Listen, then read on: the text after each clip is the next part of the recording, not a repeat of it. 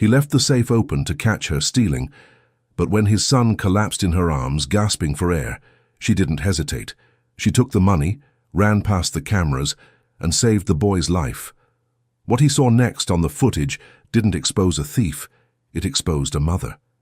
Tiana Brooks had been inside a lot of wealthy homes, cleaned their polished floors, folded their expensive clothes, cooked meals she couldn't afford to eat herself. But the Hayes estate, this wasn't just wealth, it was power. As she stood in the marble-floored living room, she felt like she was standing inside a cold museum. Everything was spotless, silent, soulless.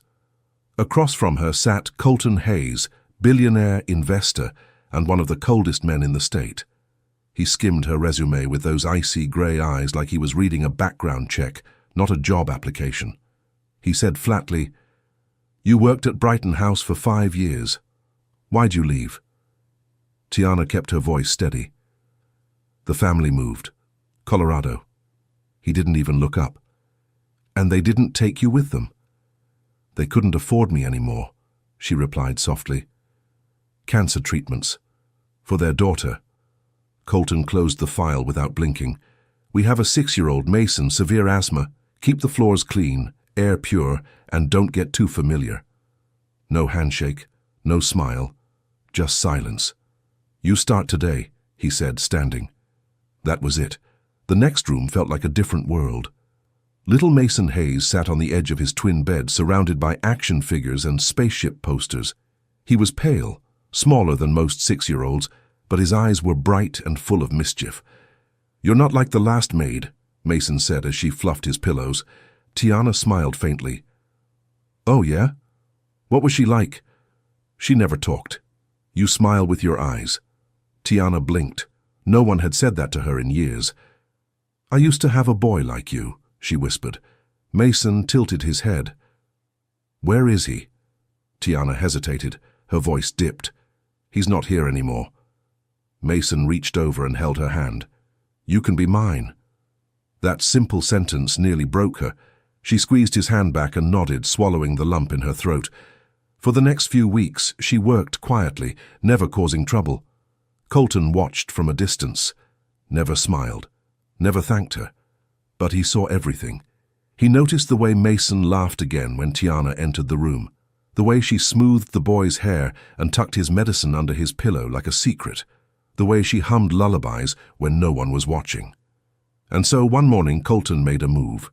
He walked into his private study, opened the floor-to-ceiling safe tucked behind a portrait, and exposed rows of neatly stacked $100 bills. Then he walked out and left the safe wide open. He didn't say a word. He just wanted to see if she'd take the bait. Later that evening, as Tiana was boiling tea in the kitchen, Mason sat at the island, coloring. The air was still and calm until it wasn't. Mason's pencil dropped, his chest seized. He clutched the edge of the counter, gasping. Tiana turned and saw him pale, eyes wide with terror. "Mason!" she cried, rushing forward. "The inhaler!" She grabbed it, tried. Nothing. He was getting worse by the second. She pulled him into her arms. And then she ran, down the hallway, through the house, to the one place she never meant to go, the study.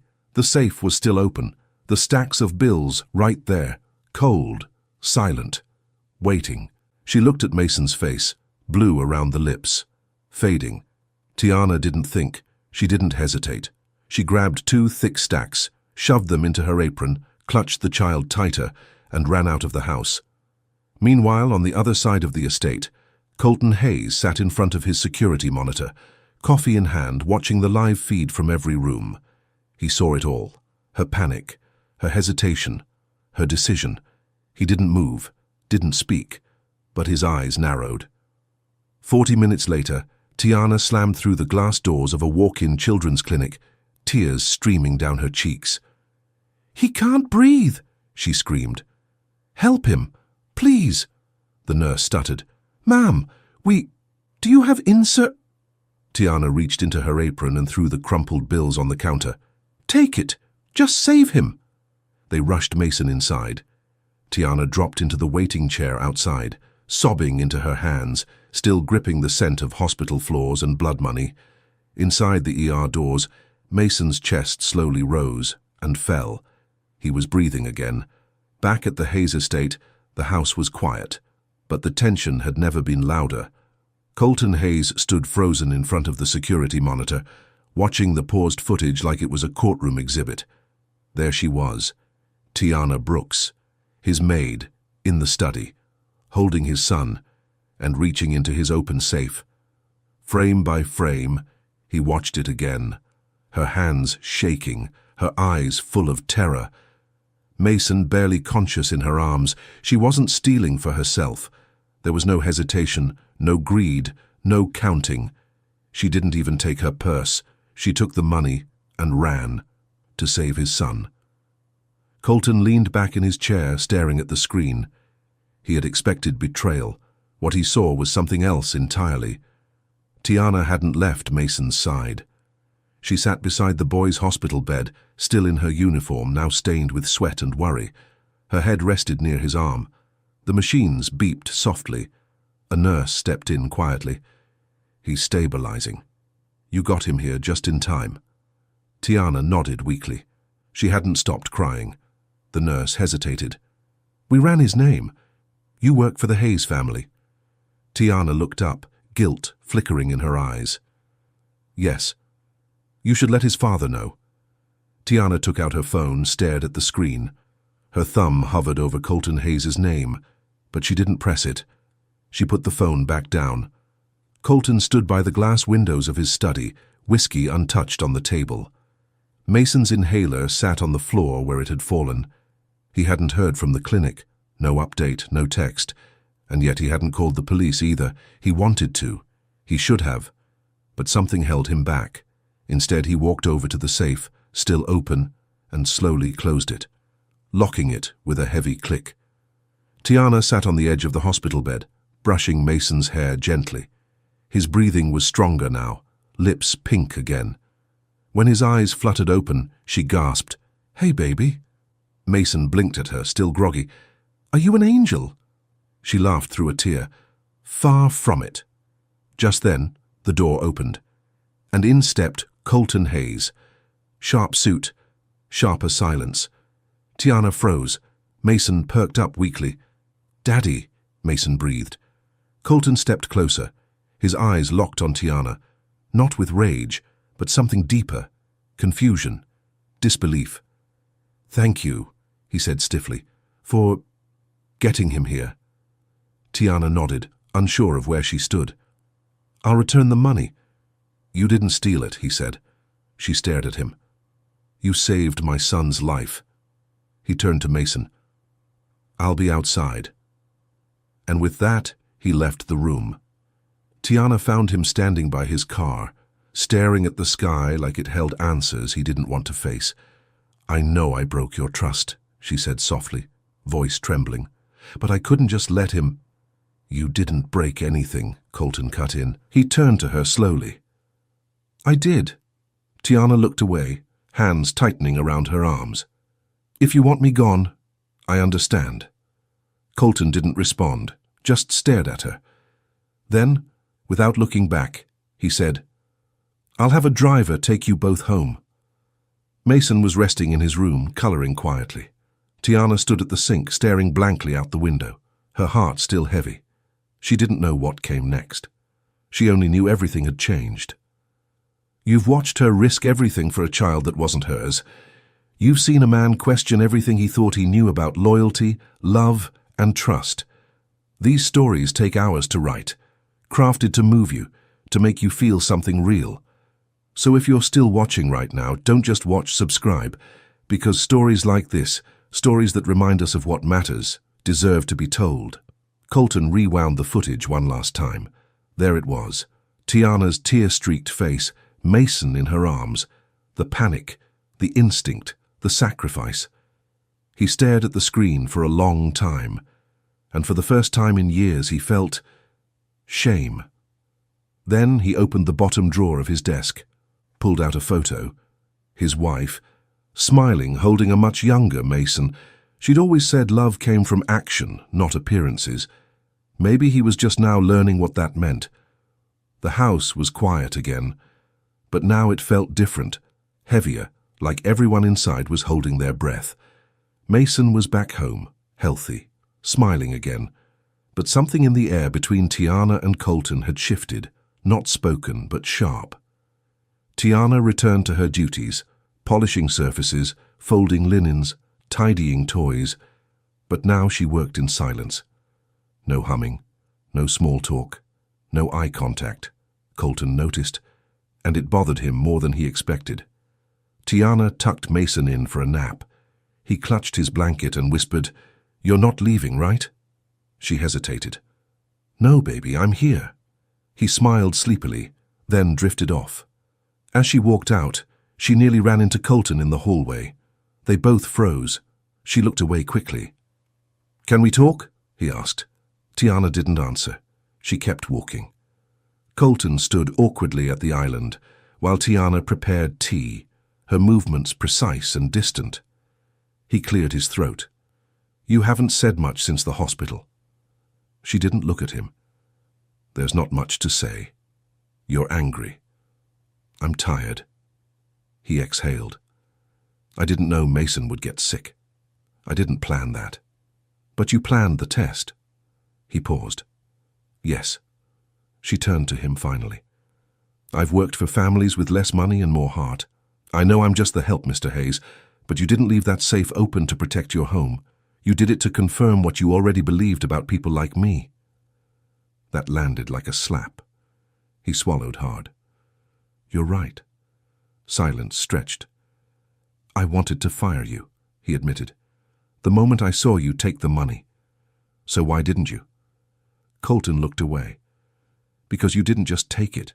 You ran with him, you were crying, you didn't even grab your purse." His voice softened.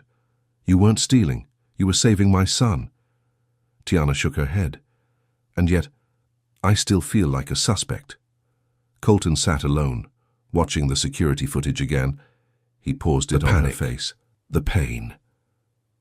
He opened a drawer and took out a file labeled Staff Conduct Protocols. He slowly tore it in half. Tiana sat beside Mason's bed as he slept. She stroked his hair gently. She thought about her own son, Jameer, gone too soon. She'd failed to get help in time back then. No insurance, no backup, just long hospital forms and not enough zeros in her bank account. She didn't fail this time. But the cost, it was emotional, heavy, lingering. Tiana laid out Mason's vitamins and breakfast plate. Colton walked in, surprised to see her up so early. "You don't have to do this today," he said quietly. "You've done enough." Tiana kept her eyes on the table. "It's my job." "No," he said gently. "It's more than that now." She looked up, startled by the softness in his tone. But she said nothing. Word had started to spread. A hospital worker had mentioned seeing Tiana with a billionaire's child and a stack of emergency cash. One of the estate's neighbors, Gloria Kemp, a smug woman with a country club smile, leaned over her garden fence as Colton arrived home. "Quite the hero you've got working for you," she said with a smirk. Colton stared at her. "She's the reason my son's alive." "Oh, I didn't mean anything by it," Gloria replied quickly. "Just surprised you didn't call the police. Most wouldn't take that risk." He looked her dead in the eye. "I didn't hire most people." And with that he walked inside. She sat on the edge of the bed, thinking. She wanted to trust that things had changed, but in her world, kindness was always temporary, and safety was something she had to earn again and again. Still, something about the way Colton had looked at her lately felt different. Not judgment, something closer to regret. His time. He pulled out a small photo album, pictures of his late wife, holding Mason as a newborn. Her smile was warm, tired, but real. She would have liked Tiana. She would have known instantly what he took too long to see. That love isn't always packaged in wealth or perfection. Sometimes it comes in the form of a woman who runs into fire when everyone else freezes. A storm rolled in the next day, heavy clouds blanketing the estate in grey silence. Rain tapped steadily against the glass walls, turning the house into a quiet, echoing cave. Tiana had just finished organizing Mason's meds when Colton appeared in the doorway. He didn't say anything at first, just stood there, watching her. "His school called," he said finally. "They want to know if he's still coming to the spring gala next week." "He shouldn't be around that many kids yet," Tiana replied. "I told them no." They stood there in silence. Then Colton added, "I asked them to send the art supplies here instead, so he could still make something for the show. He's been talking about it for weeks." Tiana nodded. "That was thoughtful." He nodded back, awkwardly. "I was thinking, maybe you could help him with it. You're good with him." Her eyes lifted to his. For the first time there was no coldness there, just sincerity. "Okay," she said quietly. "I will." Paint, markers, and glitter were scattered across the floor. Mason sat in the middle of it all, giggling as Tiana helped him glue cotton balls onto a paper volcano. Colton leaned against the doorway, watching. His son was laughing, really laughing, something he hadn't heard in weeks, months maybe. "I want Daddy to help too," Mason shouted suddenly. Tiana looked at Colton, unsure. Colton hesitated, then stepped inside and knelt beside them, awkwardly holding the glue stick like it was a surgical tool. They worked together in silence, a billionaire, a maid, and a child in a mountain of glitter. And for the first time in years, the house felt like a home. The storm outside had intensified. Thunder cracked the sky, and the lights flickered twice before shutting off completely. A power outage. "Great," Colton muttered, pulling his phone out. Tiana was already lighting candles from under the sink. She moved through the dark like she'd done this 1,000 times before. Colton watched her. "You've done this before," he said. She smiled faintly. "When you raise a kid alone, you learn to be your own electrician." There was a pause. "You raised him by yourself?" he asked. She nodded. "Jamir, he was a lot like Mason. Sweet, quiet, loved stars." Colton's voice lowered. "What happened?" Tiana swallowed hard. "We lost him when he was 5. Hospital turned us away. I didn't have insurance. By the time we found help, it was too late." The candlelight made her eyes shine. Colton's jaw clenched. He looked away. "I'm sorry," he said. "I know," she whispered. "That's why I ran. When Mason collapsed, I couldn't watch it happen again." The silence between them wasn't awkward this time. It was heavy, real. With the power still out and Mason asleep, Tiana and Colton sat across from each other near the fireplace. Tiana rubbed her hands together, trying to warm them. Colton took off his jacket and placed it over her shoulders. She blinked. "Thank you." He sat back down. "Mason misses you when you're quiet. I miss him too." He glanced at her. "You're not just here because of the job, are you?" Tiana met his eyes. "Are you?" Another long pause. Then, unexpectedly, he smiled. Just a little.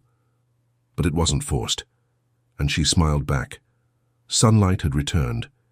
Tiana opened the curtains, letting warmth spill across Mason's drawings. She turned and found Colton already there, helping Mason brush his hair. He looked at her and said, "Stay. The gala's this weekend. Mason wants you there." "I'm not part of the family," she said quietly. He shook his head. "Maybe not yet." She didn't ask to be part of their world, but her heart earned her a place in it anyway. These stories are more than drama. They're about sacrifice, trust, and unexpected love. So if you've come this far, let us know you're watching. Subscribe. It means more than you think. The safe had been closed for days now. Colton stood by it, staring at the steel door. Then he opened it, not to test, not to trap, but because for once he didn't care about the money inside. He cared about something else. Tiana hadn't planned to stay long after Mason's recovery. She'd told herself she was just doing her job, nothing more. But as the days passed, her footsteps slowed in the halls. She lingered longer in the kitchen. She smiled more when Mason laughed. And sometimes, when she caught Colton looking at her and she didn't look away, it was still dark when she awoke to a soft knock on her door. She opened it to find Mason standing there, blanket wrapped around him, holding a crumpled piece of paper. "I had a dream about Jamir," he whispered. Her breath caught. He held out the paper, a drawing of two boys standing under stars. "Mama says he watches over you." Tiana knelt and hugged him tight. "Yeah, baby, he does." Colton stood in the hallway watching quietly. He didn't interrupt. He just listened. Colton was sorting through old paperwork when he stumbled across a dusty folder labeled Medical Laura. He froze. Inside were hospital bills, handwritten notes, test results. It was his wife's. There, scribbled in his late wife's handwriting, was a name, Tiana Brooks.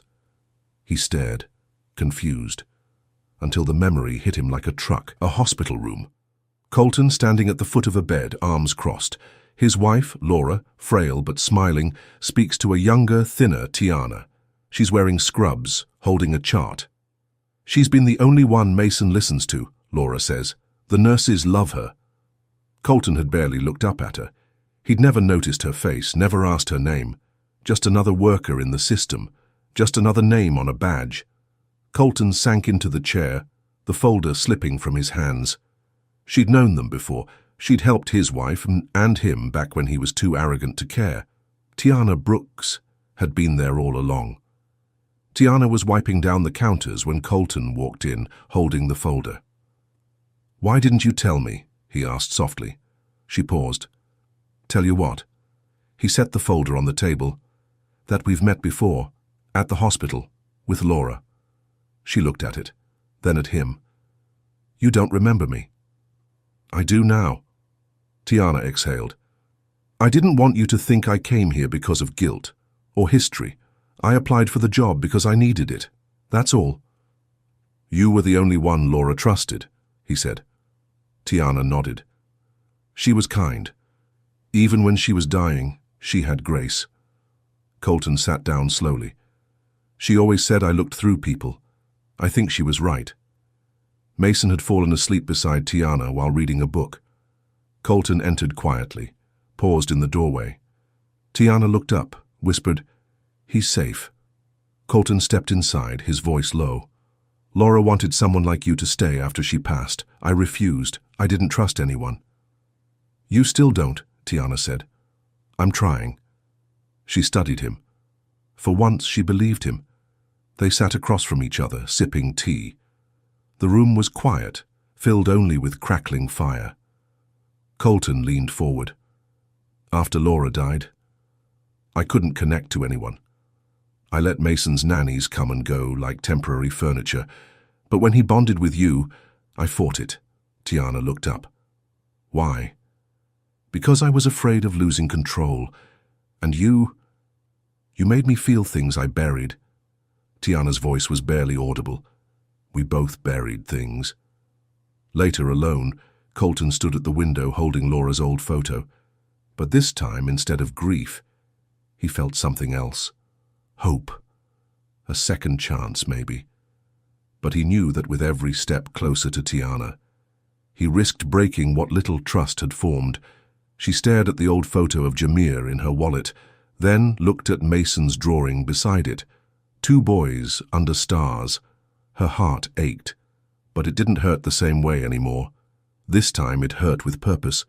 She was still healing, but maybe healing didn't mean forgetting. Maybe healing meant loving again, without shame. The spring gala came and went without Mason, but in the Hayes estate, the boy had built something better. His home art gallery, as he called it, stretched across 3 walls of the sunroom, crooked drawings, messy crafts, and one glitter-covered volcano that now had its own shelf. Tiana stood in the middle of the room admiring it all. Colton walked in behind her. "He insisted on hanging that volcano at eye level," he said, smiling. "He's got taste," Tiana replied. They shared a quiet laugh, the kind that felt easy now. For the first time since she arrived, Tiana was cooking for everyone. Not just Mason, not just for work. Real food. Colton stood at the stove beside her, attempting to help. "Wait, you're putting syrup on chicken?" he asked, eyebrows raised. She grinned. "You've never had sweet and spicy wings. Is that legal?" "Only in homes that know how to feed the soul." He laughed, actually laughed, and she liked how it sounded. The 3 of them, Mason, Colton, and Tiana sat around the same table. Mason took a second helping.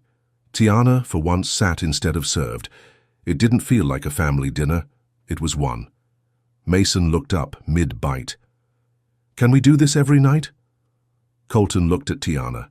She looked at him, and for once, neither of them had an answer that needed words. Mason was asleep on the couch, wrapped in Tiana's blanket. She sat quietly, flipping through one of his space books. Colton walked in, sat across from her, and just watched for a moment. "You look peaceful," he said. She looked up. "I haven't felt this kind of peace in years." They sat in silence for a beat. Then he said softly, "You saved more than just my son, Tiana." She didn't respond, but she didn't look away either. The sun was out. Tiana and Colton stood on opposite sides of a small patch of grass. Mason had challenged them to a water balloon fight. He was armed with a bucket and way too much energy. The first splash hit Colton square in the chest. The second, right on Tiana's side. They looked at each other, stunned. Then Colton picked up a balloon and threw it back. For the first time, Tiana let out a full, joyful laugh, loud and unfiltered. They ran, dodged, got soaked. Mason squealed with delight. No suits, no uniforms, just people, real and human. Colton brought out a bottle of wine, poured 2 glasses. They sat together, not across from each other, but side by side this time. "I used to think people like me weren't allowed to be happy again," Tiana said. "Me too," Colton admitted. He handed her the glass. She took a sip, then looked over. "Do you believe people can really change?" Colton looked into her eyes. "I'm trying." Mason was asleep again. Tiana gently pulled the covers over him. Colton leaned against the doorframe. "You've given him something I never could," he whispered. She turned. "What?" "Security, calm, joy." She shook her head. "No, that came from you too." They stood in the doorway, the hallway light casting shadows. Neither moved, but the energy between them had changed, from tension to trust, to something more. They didn't mean to fall into each other's lives. They didn't plan to heal, but somehow they did. If you're still here, it means you felt that healing too. So take a second to subscribe. These stories are for hearts like yours. Colton sat at his desk, looking through a collection of family photos he hadn't opened in years. One by one he began taking them out, not to mourn, but to remember. He found one of Laura. He placed it gently on the shelf. Then he picked up a new one, a candid photo Mason had taken last week with an old Polaroid. It showed the 3 of them, smiling. Tiana lay in bed, holding the star-shaped drawing Mason made. In her chest, she felt something she hadn't dared feel in years. Hope. But something about the way Colton had looked at her tonight. It scared her, because it felt too good, too fragile. And she'd learned long ago that nothing good ever lasted forever. It started with a voice, Colton's voice, muffled through a cracked door, low and sharp. Tiana wasn't eavesdropping. She was walking Mason to bed. But then she heard her name, and froze. She tucked Mason in, kissed his forehead, and stepped silently into the hallway. The voice got clearer. On the other side of the slightly open door, Colton sat in his study, phone pressed to his ear. "I just need her contract ended quietly," he said. "She was never supposed to stay this long. I made a mistake." A pause. Then, "She got too close to Mason. It's time to replace her." The words hit like a slap. Tiana stood frozen in the hallway, her breath stuck in her chest. Everything she'd felt, every smile, every moment, shattered in seconds. She turned and walked away before she could hear the rest. She moved fast, threw her few things into a bag, her uniform, a pair of shoes, the photo. Her hands trembled, her heart numb. The door creaked open behind her. "Mason." "Are you leaving?" he whispered. She turned slowly, forcing a smile through her pain. "No, baby. I just need to go for a little while." He stepped closer. "But I made you a new picture." Tiana knelt, tears burning behind her eyes. "You're so special, Mason. Never forget that." She hugged him tight, tighter than she ever had before. Then she stood and walked out without another word. Colton hung up the call, rubbing his temples. He hadn't meant the words, not really. He'd been scared. Scared of how deeply he was falling for her. Scared that his judgment was slipping, that he was losing control. But as he stepped out into the hallway and past her room, it was empty. His heart dropped. Her bag was gone. Her shoes were gone. So was she. Colton burst in. Mason sat up groggily. "She left." "What?" "She packed her things." She was crying. Colton sat on the edge of the bed, suddenly breathless. "I didn't mean for her to hear that," he muttered. "You said she was being replaced." Colton looked at his son, and for the first time in a long time, he saw disappointment in his eyes. "She loved us," Mason whispered. "She saved me." Colton couldn't speak, because every word his son said was true.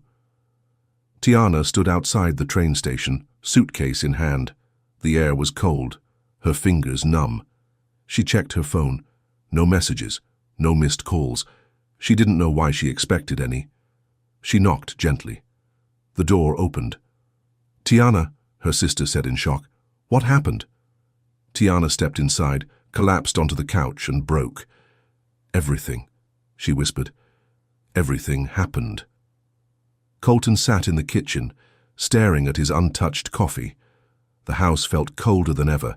No scent of lavender cleaner, no sound of humming, just silence and guilt. He looked toward the study door. The words came back to him. She got too close.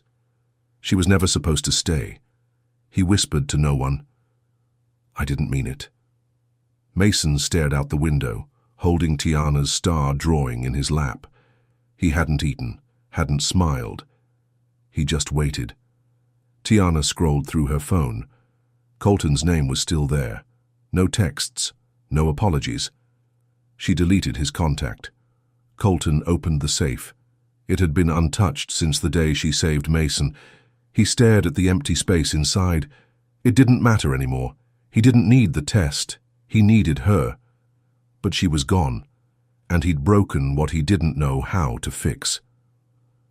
Mason sat by the steps, alone, a picture in his hand.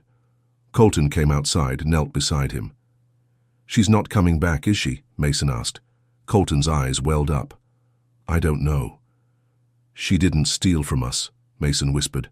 "She gave us everything." "I know," Colton said, voice cracking, "and I pushed her away." Colton stood at the bay window, staring out into the empty driveway like she might suddenly reappear there. He hadn't slept, not because of guilt alone, but because of absence. Real, aching absence. He turned and walked slowly to the study, opened the door. Her apron was still hanging on the hook. Folded, pressed, left behind like she thought she'd return.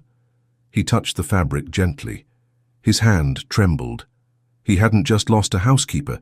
He'd lost peace, warmth, laughter, the sound of Mason calling her name in joy, and for the first time in his life he felt truly alone, with all the money in the world, and none of what he really needed. Tiana folded laundry on the couch, slow, robotic. Her sister watched her quietly, sipping coffee. "Still haven't told me what happened," she said. Tiana didn't look up. "There's nothing to say. You left with a broken heart and haven't smiled in 2 days." Tiana paused, hands frozen over a shirt that didn't belong to Jameer or Mason. "I thought maybe it was something real, not just a job, not just a room to clean." Her voice cracked. "I let myself believe someone like him could see me, not just the help, not just the test." She blinked fast. "But I was wrong." Her sister reached over and squeezed her hand. "Maybe he made a mistake. People do that, especially the ones who've never had to say sorry." Colton sat at his desk with a blank sheet of paper and a pen. He'd rewritten the note 3 times already. Everything sounded cold, corporate, detached. He needed it to be human. He picked up the pen one last time. This time, he didn't overthink. He just wrote. A knock on the door. Tiana opened it slowly. There was no one there, just a sealed envelope on the floor tucked under her name. She hesitated, picked it up. Her hands trembled. She opened it. Inside, a handwritten letter, not typed, not formal, just him. Tiana, I failed you. You saved my son when I couldn't even save my own heart. And instead of thanking you, I tried to push you away. I spoke words I didn't mean. Out of fear, out of habits I learned too well. But you were never a mistake. You were a miracle. If there's still a corner of your heart that doesn't hate me, I'm not asking you to forget. But maybe, just maybe, we can start again. I'll be at the gallery tomorrow. Mason's art project is being featured. The volcano. He asked if you'd be there. I told him the truth. I don't know, but I hope so. Colton Tiana sat on the couch with the letter in her lap. She read it again and again. Her hands trembled, but not from anger, from hope. I don't know what to do, she whispered. Her sister replied, maybe the choice isn't about trusting him. Maybe it's about trusting yourself again. The gallery was bright, minimalist, filled with parents and children walking through rows of colorful projects. Mason stood by his volcano, a big blue ribbon pinned beside it. He wore a collared shirt. His curls were brushed. His eyes, though, kept drifting toward the entrance. Colton stood beside him, but his gaze was fixed too, staffed on the door. Every time it opened, both their heads turned. But she didn't come. 10 minutes passed. Then 20. Then she stepped in. Simple dress, nervous hands, tired eyes, but she was there. Mason ran toward her instantly. Tiana. She knelt, arms wide, and caught him. He didn't let go for a long time. Colton approached slowly, unsure what to say. But she looked up at him, and her eyes didn't hold hate, only exhaustion, and a sliver of something else. He took a breath. I meant every word, he said. I know, she replied. He searched her face. Is that enough? She stood, heart racing. I haven't decided yet. She turned to Mason. Show me your volcano, baby. And just like that, she walked past Colton. But she hadn't walked away. Not yet. The door creaked open. Tiana stepped inside slowly, her heels quiet on the floor that once felt so unfamiliar, and now felt like something else. Home? Not yet. But maybe. Mason ran past her, clutching a new drawing. Wait till you see this one. She followed him with a soft laugh, then stopped when she saw Colton standing near the fireplace. Same suit, different energy. Thank you for coming yesterday, he said gently. I didn't come for you. I know, she stepped closer, but I'm glad you did. Colton poured 2 mugs of coffee and handed one to her. Still no syrup on chicken, he said with a hint of a smile. She gave a half smirk. You'll get there. They sat in silence, sipping slowly. Then he spoke. When I lost Laura, I shut down. I let the grief swallow everything, including Mason, including myself. He looked up. You cracked something open in this house, Tiana. Something I didn't think could be fixed. She looked down at her coffee. And you still tried to replace me, she said softly. His face broke. I know, and I'll regret that for the rest of my life. A long pause. Then she said, You don't get to fix it with words. I wasn't trying to. Good. Another pause. But actions. That's something else, she added. Mason was lying on the rug, coloring, when Colton stepped in, holding a box. What's that? Mason asked. Colton opened it. A brand new camera. Polaroid. Just like the one Mason had used to snap that picture of the 3 of them. I thought we'd start a wall, Colton said, for memories we want to keep. Mason jumped up. Can I take one of Tiana? Colton nodded. They ran down the hall. Tiana was unpacking. Mason stood in the doorway. Tiana, he said. She turned, curious. He lifted the camera and snapped. Click. Colton stepped in behind him, holding something else. It was a small velvet box. Tiana's breath caught. Relax, he chuckled. Not that kind of box. He opened it. Inside was a key. To the safe, he said. Her eyes widened. "I want you to hold it." She blinked. "Why?" "Because it's no longer for testing people. It's for trusting them." He held it out. Slowly she reached out and took it. Tiana stood alone in the room, where everything had changed. She walked to the safe, opened it with the key. Inside, a small stack of bills, but also something else. A framed Polaroid. The photo Mason had taken. Her. Him. Colton. Smiling. She smiled now too. A full, real smile. A small table was set for 3. Sunlight spilled across the grass, fried chicken, sweet syrup, lemonade. Tiana, Colton and Mason sat around it laughing. No uniforms, no roles, just a family. A new photo had been added to her nightstand. It was Mason's new drawing, titled, "My Real Family." 3 people, under stars, smiling. She sat on the bed holding Jameer's photo in one hand and Mason's in the other. Tears slipped down her cheeks, not of sorrow, but of peace. Colton stood at the window, watching Mason and Tiana play outside. He walked over to the safe, opened it, and dropped in something new. The letter he had written her. He closed it, but this time, not to test or hide, just to remember. Tiana stepped outside with a cup of tea. Colton followed. They stood in the quiet night side by side, looking up at the stars. He looked at her. "I know I messed things up." "You did," she replied, "but I do everything I can to make it right." She looked at him. "You already started." He nodded slowly, then he said softly, "I don't want you to leave again." She turned to him fully now. "I'm not planning to." A Polaroid snaps, a photo prints, on the coffee table, a new frame. Inside it, Colton, Tiana, Mason, smiling, no labels, no walls, just a home, finally whole.